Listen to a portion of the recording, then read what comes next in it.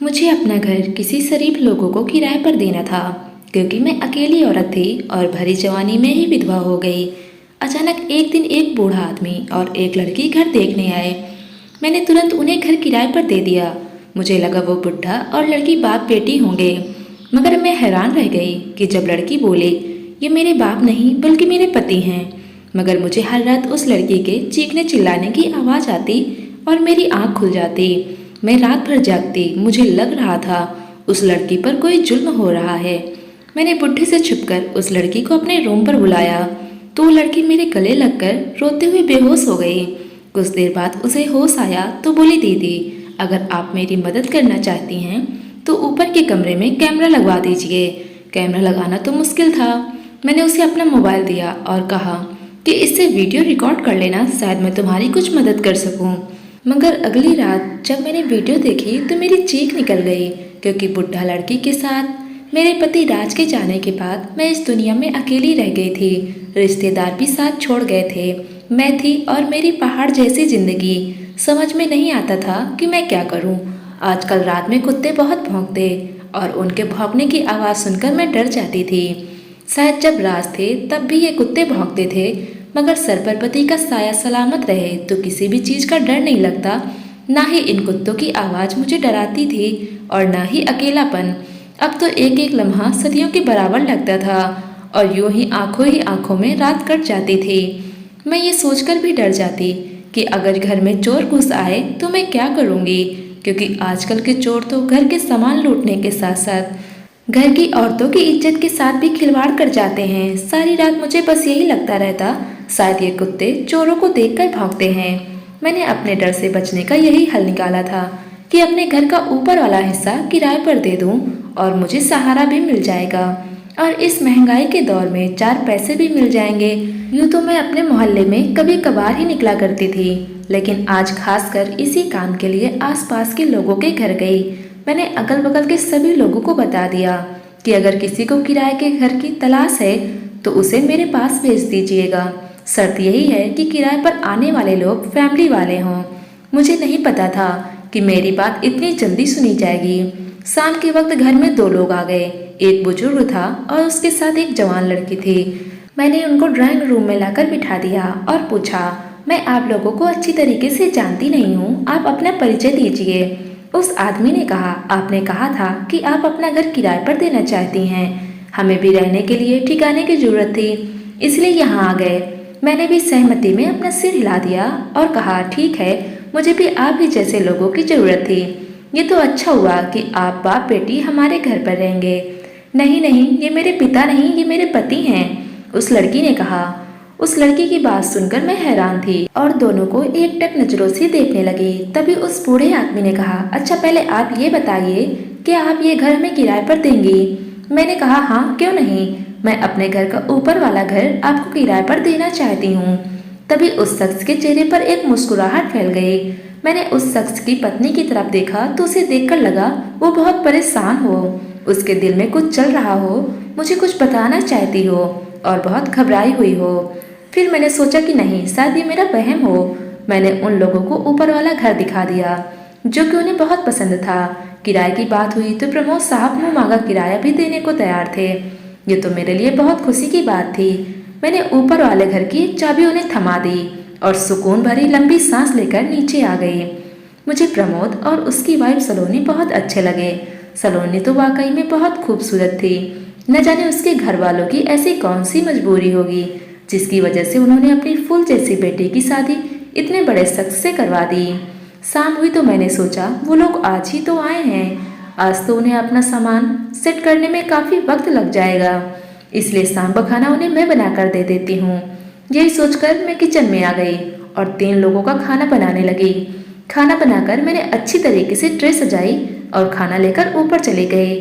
मैंने दरवाजे पर दस्तक दी पर किसी ने दरवाजा नहीं खोला।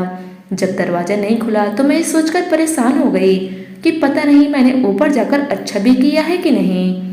मुझे इन लोगों को इस तरह डिस्टर्ब नहीं करना चाहिए, सबकी अपनी प्राइवेसी होती है।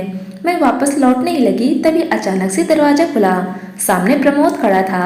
उसने मेरे हाथ में खाने की थाली देखी तो कहने लगा, बहन आपने बेवजह तकलीफ की है, मैंने मुस्कुरा दिया और बोली, नहीं नहीं, इसमें तकलीफ की कौन सी बात है, ये तो मेरा फर्ज बनता है। प्रमोद ने कहा, सलोनी खाना बनाने ही जा रही थी। मैंने कहा, उसे कह दीजिए कि आज के दिन वो आराम कर ले। वैसे वो है कहाँ, मैं जरा उससे भी मिल लूं। इतना कहते हुए मैं कमरे के अंदर दाखिल ही हुई कि अचानक प्रमोद मेरे सामने खड़ा हो गया और कहने लगा, दरअसल सलोनी सो रही है, उसके सर में तेज दर्द था। अगर अचानक उसकी नींद खुल गई तो उसकी तबीयत बिगड़ जाएगी। प्रमोद की बातों पर मैंने सर हिला दिया और वापस चली आई, लेकिन मेरे दिमाग में हजारों सवालों ने जन्म ले लिया था। मैं तो सोच में पड़ गई कि प्रमोद एक ही वक्त में कैसे अपनी बातों को बदला था। पहले तो वो कह रहा था कि सलोनी किचन में खाना बना रही है और उसके तुरंत बाद उसने कहा वो सो रही है। मुझे इस बात का एहसास होने लगा कि दाल में कुछ न कुछ काला तो जरूर है। मैं इसके बारे में ज़्यादा सोचना नहीं चाहती थी क्योंकि वो लोग वहाँ पर किराएदार के तौर पर आए थे। खाना खाने के बाद मैं सोचने लगी कि सलोनी मेरे पास जरूर आएगी और खाने के लिए मेरा शुक्रिया अदा करेगी, लेकिन ऐसा कुछ नहीं हुआ। मैंने बहुत देर तक सलोनी का इंतजार किया था, लेकिन वो नीचे नहीं आई। फिर मैं अपने कमरे में सोने चली आई। मैं सोच रही थी आज मुझे चोरों से डरने की कोई जरूरत नहीं। मुझे पूरा यकीन था आज की रात मेरी बहुत सुकून से गुजरेगी। मैंने सुकून भरी एक गहरी सांस ली और आराम से सो गई, लेकिन आधी रात मेरी आंख खुली और मैं हड़बड़ाकर उठ बैठी और सोचने लगी कि मेरी आंख कैसे खुल गई। तभी मेरे कानों में किसी लड़की के चीखने की चिल्लाने की आवाज आने लगी। ऐसा लग रहा था चीखने वाली लड़की बहुत तकलीफ में है। मैं बहुत डर गई थी। मैं शुरू से इतने डरपोक नहीं थी, लेकिन जब से रात मुझे छोड़कर इस दुनिया से गए थे मैं तो पत्तों के हिलने से भी डरने लगी थी। मैंने अपने कानों पर हाथ रख लिया था। ये आवाज थम ही नहीं रही थी, बल्कि लम्हा दर लम्हा बढ़ती चली जा रही थी। डरते डरते मेरी पूरी रात गुजर गई। तब जाकर लड़की की आवाज कहीं रुकी थी। सुबह 5 बजे मुझे नींद आई तो 8 बजे मेरी नींद खुली। चाय पीने के बाद मैं बाहर आकर बैठ गई। मैंने प्रमोद को देखा, वो सीढ़ियों से उतरकर नीचे आया। जब उसकी नज़र मुझ पर पड़ी तो मैंने देखा वो बहुत घबराया हुआ था। मुझे देखकर वो हल्का सा मुस्कुराया और जल्दी से निकलकर बाहर चला गया। शायद वो मेरे सवाल से डरकर जल्दी से बाहर चला गया था। उसके हुलिये से लग रहा था जैसे वो काम के सिलसिले में बाहर गया हो। मैंने उठकर अपना नाश्ता बनाया। तब तक वो घर वापस नहीं आया था। मुझे यकीन हो गया कि वाकई वो काम के सिलसिले में बाहर गया है।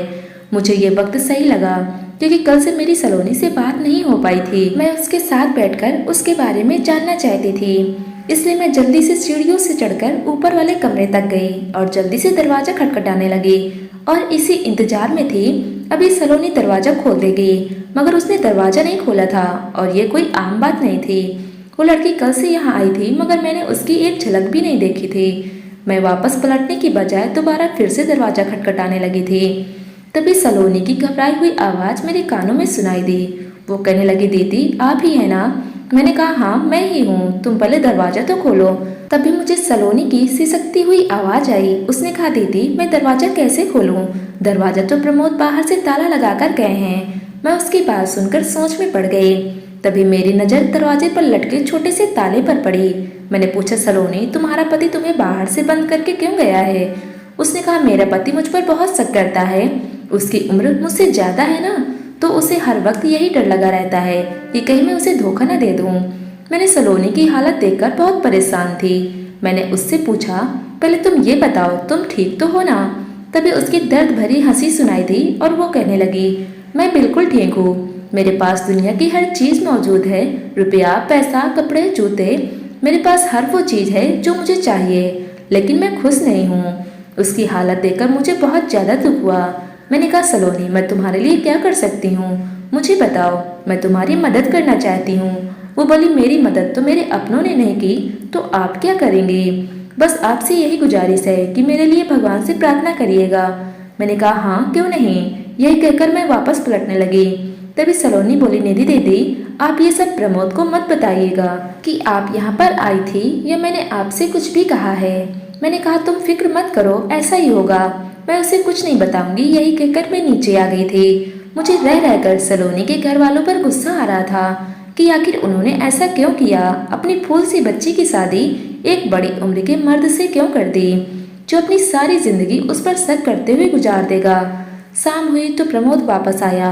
वो मुझे देखकर हल्का सा मुस्कुराया और फिर ऊपर चला गया। मैं सोचने लगी, काश प्रमोद अपनी पत्नी को कमरे में बंद करके नहीं रखता तो कितना अच्छा होता।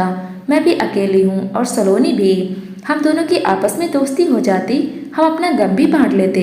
अब क्या हो सकता था। खैर, मैं अपनी रोजमर्रा के काम निपटाने लगी और फिर सोने के लिए लेट गई। आज फिर आधी रात के वक्त मेरी आंख खुल गई थी और आज भी वही वजह थी जिसने मुझे कल सोने नहीं दिया था।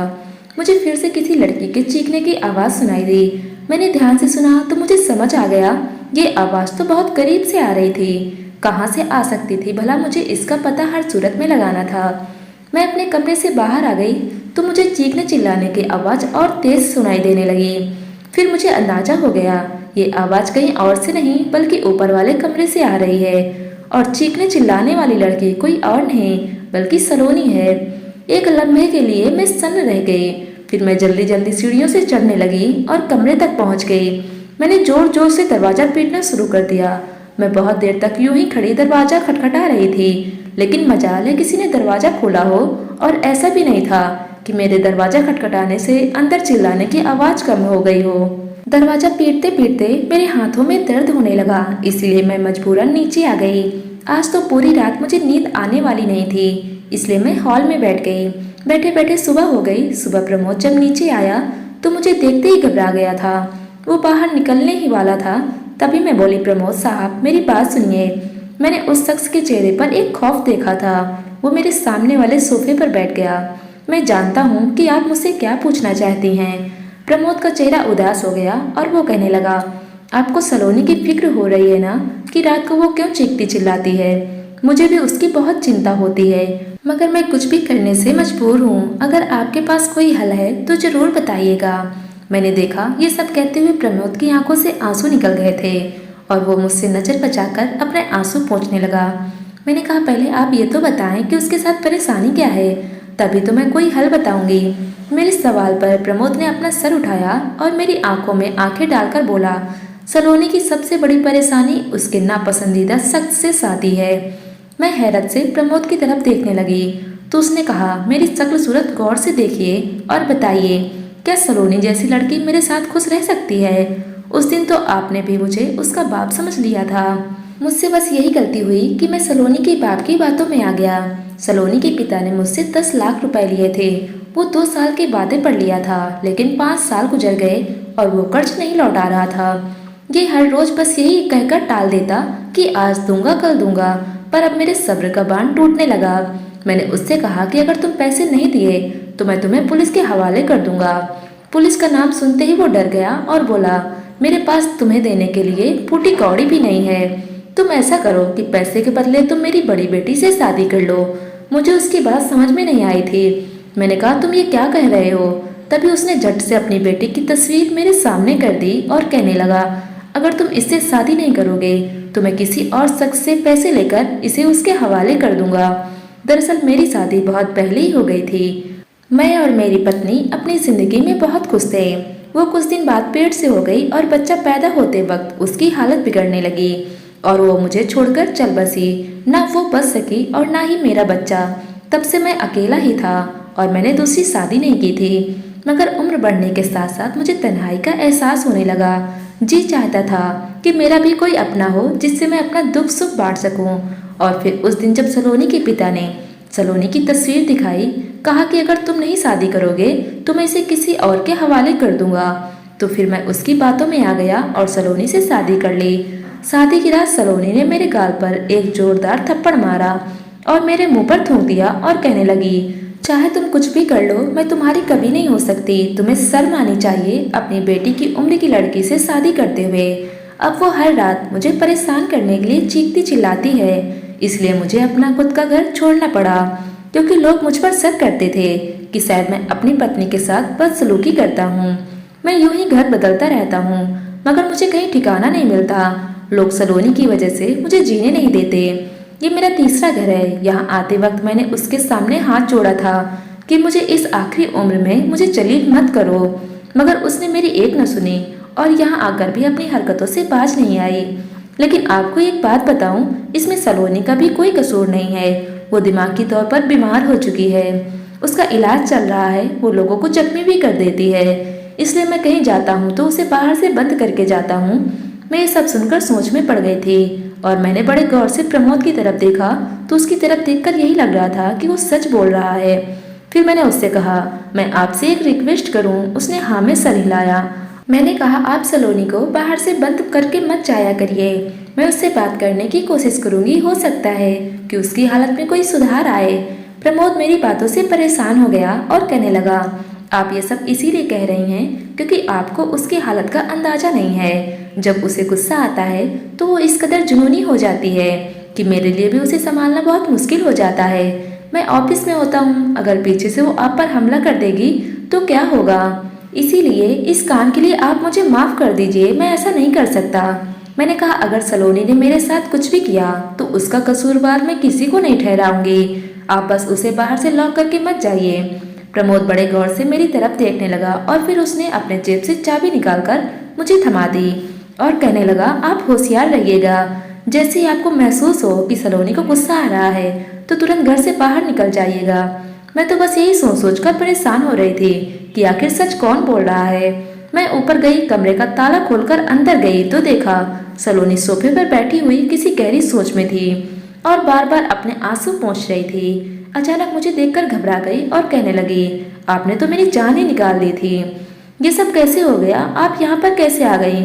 आपको चाबी कैसे मिली? मैंने कहा, बस ये तुम्हारी निधि दीदी का कमाल है। सलोनी रोने लगी और उठकर मेरे गले लग गई। उसने कहा, दीदी मुझे बहुत दिनों से किसी ऐसे कंधे की तलाश थी जिस पर मैं सर रखकर रो सकती। मैंने कहा, तुम्हें रोने की जरूरत नहीं, मैं तुम्हारे साथ हूँ। आज मैं तुमसे एक जरूरी बात पूछने आई हूँ। सलोनी, पहले तुम मुझे ये बताओ कि तुम रात के वक्त तुम चीखती क्यों हो? ये सच था कि मैंने प्रमोद की बातों पर भरोसा कर लिया था, लेकिन मैं सलोनी की भी कहानी सुनना चाहती थी। मुझे ये था कि प्रमोद ने कहीं मुझे पागल न बनाया हो। वो घबराई हुई थी, कहने लगी, नहीं मैं तो नहीं चीखती, मुझे क्या जरूरत है, मैं तो अपनी जिंदगी में बहुत खुश हूँ। प्रमोद मेरा बहुत ख्याल रखते हैं। मैं उस लड़की की बातें सुनकर हैरान रह गई। उसने अचानक ही काया पलटी थी। कल तो ये कुछ और कह रही थी, फिर उसने कहा, आप मुझे अपना घर दिखाइए कि आपने अपने कमरे की कैसी सजावट की है। मैंने कहा, ठीक है चलो दिखाते हैं। मैं सलोनी को अपने साथ नीचे लेकर आई। नीचे आते ही सलोनी ने अपना बाजू मेरे सामने कर दिया। उस पर जले का निशान था। मैं डर गई और उससे पूछा, ये क्या है? तो कहने लगी, मैंने जो कुछ भी कल आपसे बातें की, ना जाने कैसे मेरे पति ने सुन ली। शायद वो मेरे कमरे में कोई रिकॉर्डिंग लगाकर रखता है। वो मुझ पर बहुत गहरी निगाह रखता है, इसलिए मैंने ऊपर आपसे झूठ कहा कि मैं बहुत खुश हूँ, जबकि ऐसा कुछ भी नहीं है। मेरा बूढ़ा पति मुझ पर बहुत जुल्म करता है और ये जो रात रात भर मैं चीखती रहती हूँ ना, ये बेवजह नहीं है। अगर आप अपनी आंखों से देख लें तो मुझ पर क्या गुजरती है, तो आप बेहोश हो जाएंगे। आप कैमरा मंगवाकर ऊपर वाले कमरे में लगवा दें। जब कैमरे का मंजर रिकॉर्ड हो जाएगा तो वो आप पुलिस को दिखाइएगा, तो मेरे मुजरिम को सजा मिल जाएगी और मैं आज़ाद हो जाऊंगी। मैंने कहा, ठीक है मैं कुछ न कुछ करती हूँ। सच तो ये था, मैं इन दोनों पति पत्नी की बातों में फंसकर रह गई थी। मुझे तो दोनों की ही बातों पर यकीन आ जाता था, पर सच तक पहुँचने का एक ही हल था। वो ये था कि मैं सच में ऊपर वाले कमरे में कैमरा लगवा दूँ। मैंने कैमरे के लिए किसी से कह दिया था। हर रात ऊपर वाले कमरे से चीखने की आवाज़ आती और सुबह प्रमोद मेरे सामने रो रो कर अपना दुखड़ा बयान करता और दिन के समय सलोनी मेरे सामने आकर रोती और कहती, मुझ पर जुल्म बढ़ता चला जा रहा है। मैं सलोनी का दिल बहलाने के लिए अपनी साड़ी, अपना मेकअप, अपने कपड़े, गहने सब कुछ दिखाती और उससे बातें करती ताकि किसी भी तरह उसका दिल बहल जाए और वो मेरे साथ खुश रहे। मुझे इन दोनों पति पत्नी की बहुत फिक्र होती है। मैं चाहती थी अगर प्रमोद मुजरिम है तो उसे जल्द से जल्द सजा मिल जाए और अगर सलोनी बीमार है तो उसका इलाज हो जाए। कैमरा आने में अभी एक दिन बाकी था। आज शाम मैंने खीर बनाई तो सोचा सलोनी को दे आऊं। यही सोचकर मैं सीढ़ियों से चढ़कर खीर देने गई। तभी सलोनी की आवाज़ मेरे कानों तक आई। वो किसी से कह रही थी, आज तुम पूरी तैयारी के साथ आना, वो कमजोर है, उसे काबू करना आसान है। मैं ये बात सुनकर उल्टे कदमों लौट आई थी। अब मेरे सामने सलोनी का किरदार एक सवालिया निशान बनकर रह गया। शायद सलोनी गलत है। वो हर रात अपने किसी आशिक को बुलाती और प्रमोद को काबू कर लेती, क्या पता बांध कर भी रखती हो और फिर जानबूझकर चीखती हो ताकि लोग प्रमोद को गलत समझे और वो अपनी मनमानी करती रहे। कैमरा आने में तो अभी देर थी, इसलिए मैंने अपने एक दोस्त लेडी कांस्टेबल को फोन किया और यहाँ का सारा माजरा बता दिया। मैंने उनसे कहा कि रात के वक्त मुझे तुम्हारी और तुम्हारी टीम की जरूरत है, तुम जरूर आ जाना, लेकिन बहुत होशियारी से आना। उसने कहा ठीक है, तुम बेफिक्र रहो। मैं रात का खाना खाकर अपने दोस्त का इंतजार करने लगी। फिर ना जाने कब क्या हुआ कि मेरी आंख लग गई। आंख खुली तो मैं अस्पताल में थी। मैंने अपने आसपास हैरत से देखा तो मेरी दोस्त मेरे सामने खड़ी थी। मैंने उससे पूछा, रोशनी मैं यहाँ कैसे आई? वो हंस दी और बोली, निधि तुम बहुत बड़ा कारनामा करके आई हो। कुछ दिनों से हमें शिकायत मिल रही थी कि कोई गिरोह बड़ी चालाकी से लोगों के घर में चोरी कर रहा है। कल रात तुम्हारी वजह से वो गैंग हमारे हाथ में लग गया। मैंने कहा वो कैसे? पुलिस कांस्टेबल रोशनी ने बताया, निधि जो तुम्हारे घर किराएदार रहते थे इस गैंग का हिस्सा थे। उनका तरीका यही है कि वो बेसहारा औरतों के घर किसी न किसी बहाने से घुस जाते हैं और उन्हें अपने जाल में फंसाने की कोशिश करते हैं। पति पत्नी के ऊपर इल्जाम लगाता है और पत्नी पति के ऊपर। यूं औरतें उनके जाल में फंसकर बाकी सब कुछ भूल जाती थी। तुम्हारे साथ भी उन्होंने ऐसा ही किया। तुमने खुद सलोनी को घर की एक एक चीज दिखाई। तुमने उसे अपने जेवरात भी दिखा दिए। ये तो शुक्र मनाओ कि तुमने कल सलोनी की बात सुन ली, नहीं तो क्या होता। कल रात उन्होंने तुम्हारे खाने में नींद की दवाई मिला दी थी और तुम्हारे घर की एक एक चीज लूटने वाले थे। लेकिन उन लोगों की बदकिस्मती ही थी कि हम लोग मौके पर पहुंच गए और वो लोग पकड़े गए। मैं रोशनी की बातें सुनकर सन्न रह गई कि लोग दूसरों को लूटने के लिए किस हद तक गुजर सकते हैं। वो तो भगवान का लाख लाख शुक्र है कि उसने मुझे बचा लिया। अब तो किराएदार भी रखने से डर लगने लगा है। अब मैं अकेली ही रहती हूँ। मेरे ख्याल में बुरे लोगों से तन्हाई 1000 गुना बेहतर है। दोस्तों कैसी लगी आज की हमारी कहानी? उम्मीद करते हैं पसंद आई होगी। पसंद आई हो तो वीडियो को लाइक करें, चैनल पर नए हो तो चैनल को सब्सक्राइब कर लें। धन्यवाद दोस्तों।